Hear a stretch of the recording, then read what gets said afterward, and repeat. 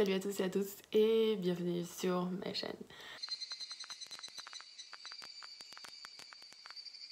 Alors je sais que j'ai l'air un peu d'une déterrée et je ferai une vidéo sur Instagram TV pour vous expliquer un peu tout ce qui s'est passé parce que j'ai pas envie de mettre cette vidéo sur ma chaîne là parce que j'ai envie que ce soit un endroit assez positif et j'ai pas trop envie. Et j'ai aussi envie de plus partager avec mes abonnés, pas des gens que je peux tomber dessus par YouTube. Bref, je suis chez mes parents. Voilà, le fond différent. Je me suis coupé les cheveux, je suis au réveil et j'ai juste un vieux t-shirt et un vieux short et j'avais envie de vous faire une vidéo que j'ai assez travaillée depuis pas mal de temps. Donc pour ceux qui ne me connaissent pas, je m'appelle Lydia, vous pouvez me suivre sur mon Instagram où je parle pas mal de livres et d'écriture qui est juste là. Voilà. Et aujourd'hui on va parler de 5 conseils pour créer votre monde de fantasy. Donc c'est parti. Premier conseil, c'est go big or go home. Pour les Français, allez gros ou allez-y gros ou rentrez à la maison. Ce que je veux dire par là, c'est ne vous arrêtez pas, ne bridez pas votre imagination, ne dites pas ouais je pars trop loin, ça se fait pas et tout. Les meilleurs mondes de fantasy sont ceux qui sont le mieux travaillés, sont ceux qui sont le plus de détails, sont ceux qui ont un système monétaire différent, un calendrier différent, pas juste un monde médiéval comme le nôtre, occidental, avec un peu de magie et des personnages un peu farfelus. Non. Créez votre monde entièrement. Si vous voulez un bon exemple de world building qui est vraiment génial, vous pouvez regarder les archives du Rochard. Donc c'est, je sais pas, The Way of Kings. L'archive du Rochard, je pense que ça s'appelle comme ça en français, de Brandon Sanderson. Genre, le world building est tellement génial que ce soit de la météo aux créatures. C'est-à-dire que l'auteur a créé son monde en fonction de la météo, de la géographie, et du coup, les gens se sont adaptés, les ethnies se sont adaptées, les créatures se sont adaptées également. Donc, c'est un monde où il y a énormément de tempêtes, où il y a des espèces de créatures, que ce soit qui ont des carapaces pour résister à ces tempêtes. Vous voyez ce que je veux dire? Donc, ce qui est très intéressant, c'est essayer de créer, d'aller le plus loin possible, créer des dieux, créer des fêtes. Il faut que votre monde soit le plus réaliste possible. Il faut que quand votre lecteur lise votre livre, il se dise waouh, ce monde-là, je peux vraiment rentrer dedans et je crois en ce que je lis. Ce que je trouve vraiment triste parfois, et c'est souvent dans le YA, et devinez qui est en train d'écrire du YA en ce moment, c'est que les mondes ne sont pas assez développés et qu'on ne se base plus sur les personnages. On peut se baser beaucoup sur les personnages, mais je pense que le monde mérite d'être développé. Parce que c'est quoi une histoire? C'est des personnages qui interagissent dans un monde. Et si parfois on a des personnages qui sont en train de faire quelque chose et qu'on n'arrive pas à s'imaginer ce qui se passe autour, là je pense que ça va créer une séparation entre le lecteur et l'histoire, et donc le lecteur va un peu se détacher de l'histoire. Pour le moins, c'est ce qui arrive avec moi. Donc allez le plus loin possible dans votre imagination, ne vous bridez pas, genre faites vraiment ce que vous voulez, faites des chevaliers à double tête avec des armures cosmiques, faites des histoires de création du monde dignes des Vikings ou dignes de la Bible. Je suis désolée, enfin si vous lisez la Bible, c'est quand même la fantaisie la plus incroyable de tous les temps. Voilà. Non, mais si on lit les histoires de la Bible, bah, c'est des histoires de création du monde que vous pouvez faire les mêmes dans la fantaisie, en fait. Que ce soit aussi... la plupart des religions, on a une histoire de la création du monde, et essayez de faire ça. Il faut que votre monde soit le plus réaliste possible, et donc le plus gros possible. Vous avez compris mon point? Donc faites tout ce que vous voulez, et ne bridez pas votre imagination. J'ai des points qui sont en train de tomber, du coup ça me fait un peu mal. Donc voilà.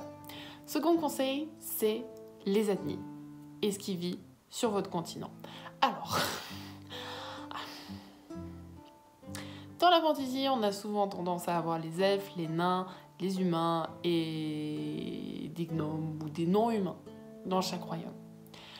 Ce que j'aimerais vous conseiller, c'est de faire en sorte que ces ethnies-là soient toutes différentes les unes des autres. Ok, vous avez les humains d'un côté, mais comme dans Le Seigneur des Anneaux, il y a les humains du Rohan, il y a les humains du Gondor, ils ont des cultures différentes. Si on va pareil dans notre monde à nous, occidentaux, on n'a pas la même culture que des peuples africains, que des peuples subsahariens.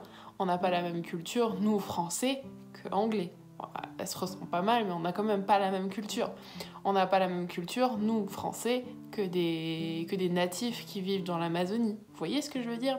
Et il faut vraiment développer ça. Donc si vous faites plusieurs royaumes, il faut que vous développez, je sais pas, les poignées de main des royaumes, genre la nourriture des royaumes, l'accent des royaumes, quelle est leur langue. Vous n'êtes pas obligé de développer les langues, mais si vous écrivez en français, vous pouvez dire oui, il a un accent prononcé, et cet accent c'est quoi? Genre il a du mal avec les R, cette nation elle a quoi? Elle préfère se développer sur tout ce qui est maritime, et donc toute leur société, toute leur culture va être développée autour de ça. Et basez-vous sur notre monde réel, basez-vous sur l'ethnie, les codes culturels d'une nation. Et ça, c'est quelque chose qui est très important dans la fantasy parce que ça donne du réalisme, ça donne du volume à votre œuvre. Un exemple, quand j'ai écrit les premières guerres de Fallen, j'avais pas assez de profondeur dans mes pays. Donc il y en avait un, 2, 3, 4, et les seules choses qui les changeaient, c'était la couleur des drapeaux, si vous voyez ce que je veux dire, et le système politique. Il faut que chaque pays ait vraiment quelque chose qui les caractérise, parce que dans la réalité, en Espagne, par exemple, on va avoir des plats traditionnels, on va avoir des fêtes traditionnelles, on va avoir des vêtements traditionnels, on va avoir des cultures, des choses qui se font d'un pays à l'autre. Et ça, vous devez le développer, que vous soyez non humain ou humain. Alors, pensez-y. Un pays, c'est une frontière. Un pays, ça a une identité culturelle. Et ça, c'est très important. Voilà. Conseil numéro 3, la géographie. J'ai déjà fait une map sur Incarnate et je vais en faire une autre parce que c'était une vieille vidéo et je pense pas que je vous ai assez bien expliqué. Et je pense que... de mon avis personnel, quand je lis une œuvre de fantasy, j'ai absolument besoin de la map. C'est à un point où quand j'achète un livre, s'il n'y a pas de map, je vais probablement pas l'acheter et probablement pas le lire. Tout simplement parce que j'ai besoin d'identifier les personnages sur un espace géographique. Et parce que la géographie va vraiment définir la façon dont on vit.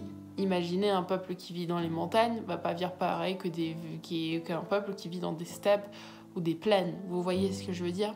Et pensez beaucoup à votre géographie, regardez beaucoup de cartes, parce que quand j'ai commencé à faire des cartes, j'avais une géographie qui était n'importe comment. Genre, j'avais des rivières qui traversaient des pays de bout en bout, qui faisaient qu'en fait, des pays c'était des îles.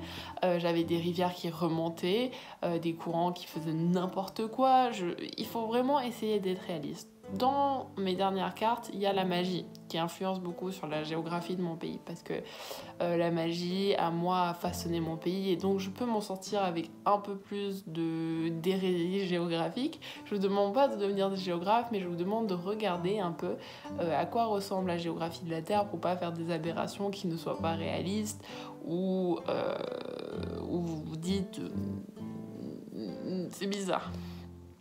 Vous pouvez vraiment vous inspirer de ce qui arrive à notre planète, parce que notre planète est géniale, et vous pourrez trouver plein d'indices dessus.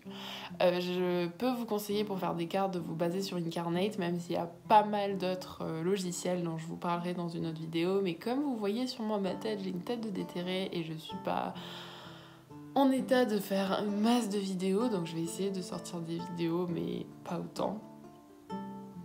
Donc ouais. Pensez à votre géographie et basez-vous sur celle de la Terre. Et si vous avez envie de faire le truc à la Mark Lawrence, de prendre notre Europe et de la retourner, ou de prendre notre Europe et faire des trucs différents avec, mettre des noms différents, faire une Europe alternative, faites-le, c'est votre fantaisie. Mais voilà, c'est ça. Du coup, là, on arrive au 4e conseil, et mon 4e conseil, c'est inspirez-vous de l'histoire réelle. Alors, il y a beaucoup d'auteurs qui font ça, que ce soit Brandon Sanderson ou George R.R. Martin ou even Tolkien.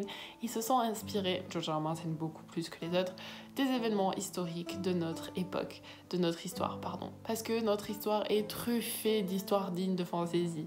Pour Game of Thrones, c'était l'inspiration de la guerre des roses, et donc lisez notre histoire.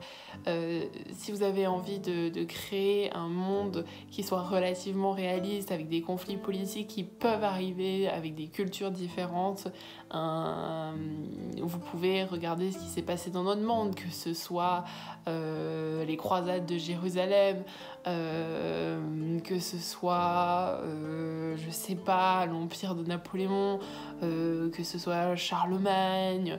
Genre vraiment lisez et inspirez-vous parce que c'est réel. Et comme c'est réel, c'est quelque chose qui peut potentiellement arriver. Et donc vraiment, les guerres de succession, regardez vraiment et ça vous donnera une idée pour comment créer des systèmes politiques une intrigue politique et un environnement politique qui soit réaliste. Parce que quand vous créez un monde de fantasy, vous ne pouvez négliger l'aspect politique. Parce que ok, d'accord, vous avez envie d'écrire d'un gars qui trouve un œuf de dragon, par exemple, et qui va partir à l'aventure. Quand même, il va devoir interagir dans ce monde qui va avoir une politique. Vous pouvez pas juste dire il y a un roi méchant, enfin voilà.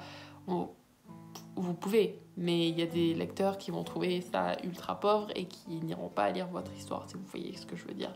Donc inspirez-vous de notre histoire pour créer des mondes politiques réels, que ce soit notre histoire ou même notre monde contemporain, parce que de plus en plus, la fantasy reflète notre monde contemporain. Je sais pas, le conflit israélo-palestinien peut vous inspirer pour une histoire de fantasy. Si vous décidez. Voilà.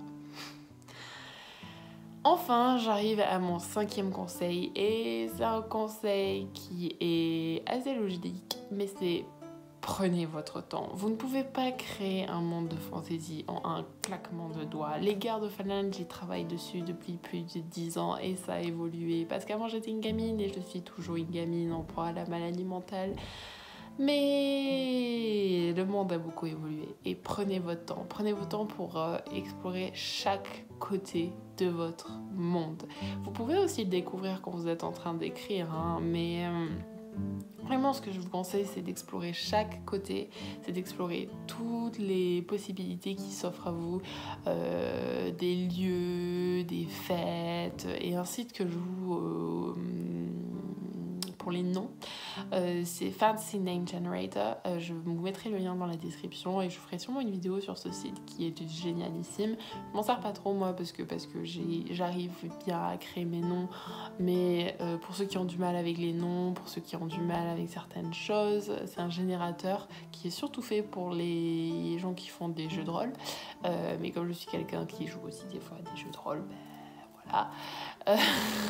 Donc je vous conseille d'aller chercher là-dessus et vous trouverez pas mal d'items. Dites-moi si une vidéo outils pour auteurs vous intéresserait parce que j'ai de plus en plus de questions sur quels sont les outils que tu utilises pour écrire. Donc voilà, donc prenez votre temps. Donc voilà, j'espère que cette vidéo vous a plu et si c'est le cas, vous pouvez vous abonner et laisser un pouce bleu parce que ça m'aiderait vraiment et je vous dis à très bientôt.